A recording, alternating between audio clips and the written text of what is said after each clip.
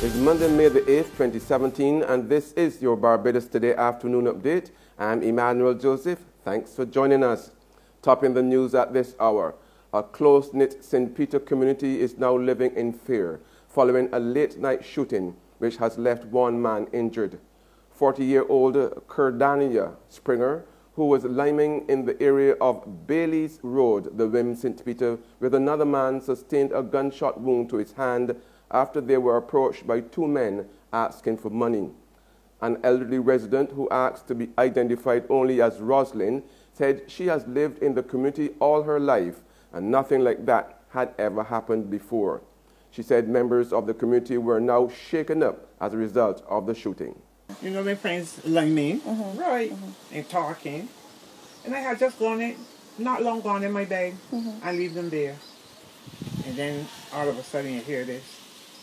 And they hear this thing. I don't know. I don't know where all these guns coming from. And the people that holding them is young people. It's not like that's all the learning to do. Meanwhile, police are continuing investigations into the shooting death of 30-year-old Sherwin Success of Kingsland Christchurch. Success, who was shot in the upper part of his body yesterday, died later in the night. Meanwhile, police say they are now depending more on neighborhood watch groups and people in communities to help solve the rapidly changing types of crimes in Barbados. This was the message from Assistant Commissioner Erwin Boyce when he addressed the launch last night of the Valerie Tenants Neighborhood Watch Association at Valerie Housing Development in Britanshill, St. Michael. Policing in this area has become more hectic, and our daily operations are dotted with a range of calls for service that reflects the changing pattern of behavior in communities.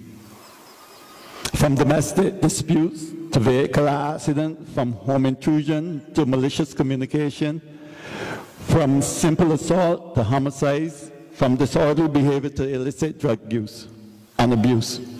The range is real and demonstrates the policing service mix that calls for a diverse workforce and careful planning. It also calls for a strong community participation, represented through programs such as the Neighborhood or Community Watch. Remember that people who have a stake in society protects that society, but where there is no such stake, there is an unconscious or conscious desire to destroy it. Employers in Barbados appear to be getting frustrated over the time it's taking government to address their concerns regarding the Employment Rights Act. Executive Director of the Barbados Employers Confederation, Tony Walcott, says aspects of the act are making the work environment difficult for businesses. Walcott is appealing to the government to treat their recommendations on that issue as a top priority. One of the major challenges we have with the Act, and as with most pieces of legislation, the key thing that drives the implementation is having your regulations. Without your regulations, the provisions of the Act open themselves to interpretations of all sorts by every party. One of the other issues that we're having with the operation under the Act relates to involvement of legal counsel in matters relating to discipline, which normally would be within the purview of the employer. Speaking this morning at the same media conference to announce the BEC's week of activities, President Marguerite Esbic called for greater efficiency within the social partnership mechanism so that issues raised there can be addressed in a timely manner. Institutions like people need to move from infancy to adulthood, and we think that there must be a process of making the consultations far more efficient. There are cordial discussions. The action coming out of these discussions cause us some concern, and we need to see some improved efficiency in terms of how issues raised at the social partnership, the timeliness with which they are addressed, so that we do not spend as much time talking around issues and having these issues come up and we reiterate the matters arising from minutes with very little action coming out of them. Government says it still intends to introduce the 14 automated passport control kiosks in the arrival hall of the Granny Adams International Airport. The assurance this morning from Minister of Immigration Senator Darcy Boyce in light of government having missed its initial deadline by nearly 3 months. Speaking at a border security workshop at the Barbados Defence Force headquarters, the garrison, Boyce said the new border control technology would be rolled out later this year. There's regional and international news after this short break. When it comes to your family, what do you dream of? Enjoying the sights of Italy, seeing the Eiffel Tower for the first time, or experiencing the cuisine of Spain? Quartz can make your family dream come true. Shop at Quartz for a chance to win a dream cruise for a family of 4. Spend $999 or over at any Quartz store or online at shopquartz.com. Every $100 gets you a chance to win that cruise to give you more fun time with your family by cruising the Mediterranean, a value of over $20,000. So stop dreaming and start shopping to make your dream come true at Quartz, bringing value home.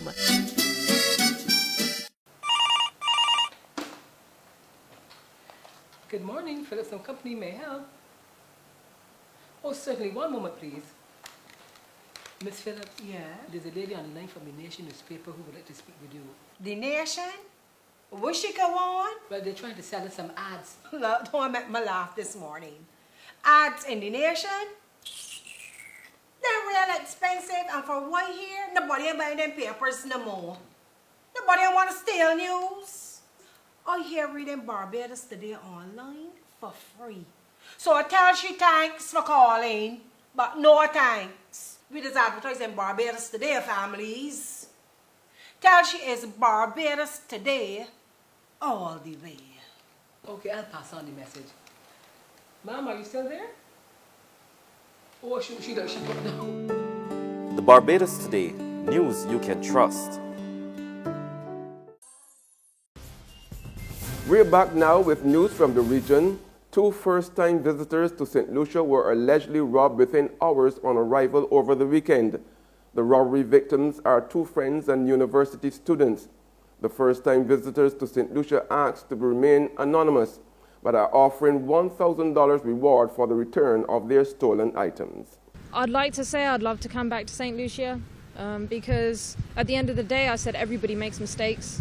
Please return the items and you know what, it's okay. You know, these things happen, but please return the items because I've got my exams that I need to do, and without that I can't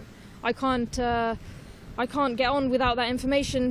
And on the international scene, then President Barack Obama warned President-elect Donald Trump in November against hiring retired Lieutenant General Michael Flynn as his national security advisor. And that's according to former Obama administration officials. Obama warned Trump about Flynn during their Oval Office meeting on November 10th, days after Trump was elected president. The CNN's Joe John looks back on that day. It was a surprisingly long meeting. Right. It lasted about 90 minutes or so.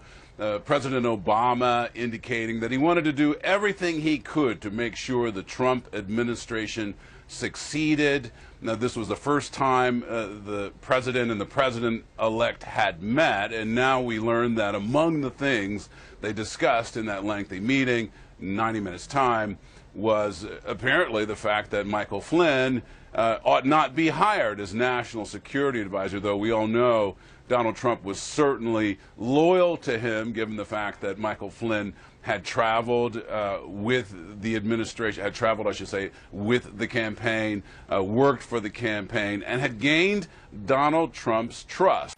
And that's news, but for the very latest, visit our website at www.barbadostoday.bb. Also subscribe to our e-paper, email updates, and like us on Facebook. We are also on Izumi Media in bus terminals, or screenplay at supermarkets and gas stations near you, as well as the Mix 96.9 FM. I'm Emmanuel Joseph. Have a fantastic day.